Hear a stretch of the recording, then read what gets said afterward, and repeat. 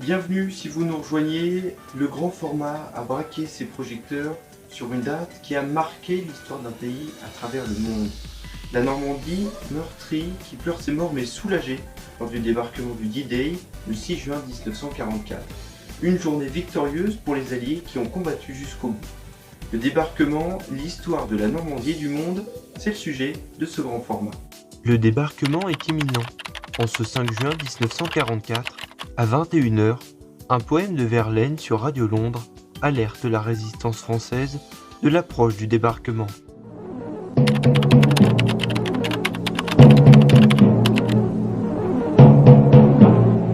Ici Londres. Les Français parlent aux Français.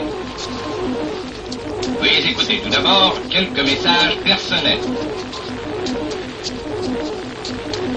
Les sanglots longs des violons de l'automne. Je répète, les sanglots longs des violons de l'automne blessent mon cœur d'une langueur monotone. Je répète, blessent mon cœur d'une langueur monotone.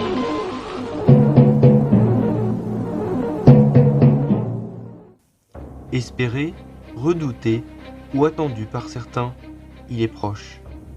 Moins de 2 heures après cette alerte, les soldats parachutistes embarquent sous les yeux du commandant en chef des forces alliées dont fait partie la France, les États-Unis, le Royaume-Uni, la Chine et la Russie, qui étaient toujours connus sous le nom de l'URSS.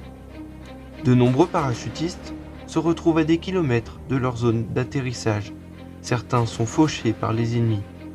Il est 22 heures lorsque le général Eisenhower annonce ce message. Le regard du monde est tourné vers vous. Les espoirs et les prières des hommes qui partout aiment la liberté vous accompagnent. L'opération Neptune est donc proche. Les Alliés comptent alors 156 200 hommes, 11 500 avions et 6 939 navires. Les Allemands sont 150 000 dans la région, dont 50 000 seulement dans la zone du débarquement en Normandie. Et pour cause, ils attendent leurs ennemis dans le Pas-de-Calais et ne croient pas à une telle opération en Normandie. À minuit 5, ce sont 5000 tonnes de bombes explosives qui sont déployées par les soldats alliés depuis 5 avions du Havre à Cherbourg. Suivis par des milliers de parachutistes, au-dessus des côtes normandes, le pont stratégique de Bénouville, Pegasus, situé sur la route de Caen, a pu être repris par les Anglais. Malgré une perte considérable d'hommes, les objectifs sont atteints. Les premières unités allemandes sont mises en alerte dès 1h15 du matin. Dans cette nuit cruciale, de guerre intense, Ranville est libéré. Et c'est cette nuit-là qu'un parachutiste est resté suspendu au clocher de l'église à Sainte-Mère-Église.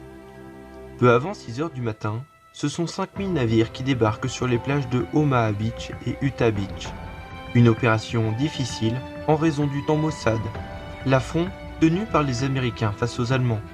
Durant ce temps précieux, ce sont près de 53 000 soldats britanniques rejoints par une centaine de Français du commando Kiefer qui débarquent à Gold puis à Seward Beach. 2 heures plus tard, à Roanoke, les Canadiens envahissent. D'importantes pertes américaines rendront très difficile l'assaut de Omaha Beach, connu aussi sous le nom de Omaha la sanglante, en raison de ses pertes importantes. Churchill s'exprime devant le Parlement britannique vers 13 heures. À 18 heures, c'est au tour du général de Gaulle qui déclare depuis Londres, près de 2 heures plus tard. La France, submergée depuis 4 ans, mais non point réduite ni vaincue, la France est debout. Ce sont 156 000 soldats qui vont débarquer, dont 11 000 tués ou blessés, ou disparus, dont 2200 civils. Il aura fallu 12 semaines pour venir à bout de ces combats face aux Allemands. Un tournant qui marque le début de la reconquête du territoire français et de la libération. La France restera marquée par ces batailles, la Normandie particulièrement, avec des villes anéanties qui n'ont pas résisté, dont Le Havre ou encore Caen, qui auront d'importantes séquelles matricielles et morales. La Normandie a perdu plus de 20 000 civils. Le 8 mai 1945, moins d'un an après la victoire des Alliés, les Allemands reconnaîtront leur défaite. Ils devront assumer et payer leurs pertes aux Alliés, ce qui marque officiellement la fin de la Seconde Guerre mondiale. Aujourd'hui, la Normandie n'a pas oublié ses combats victorieux qui ont marqué un tournant dans cette Seconde Guerre mondiale. Between the use of force for liberation and the use of force for conquest. You were here to liberate, not to conquer. Today, as 40 years ago, our armies are here for only one purpose, to protect and defend democracy. Ce fut la plus grande opération militaire de l'histoire de France, une histoire qui n'a pas livré tous ses secrets et a marqué à jamais, faisant de plus en plus le bonheur des visiteurs, notamment des visiteurs étrangers. Le nombre de touristes augmente d'année en année et font la fierté de ses habitants, qui espèrent encore longtemps perpétuer l'histoire de leur terre.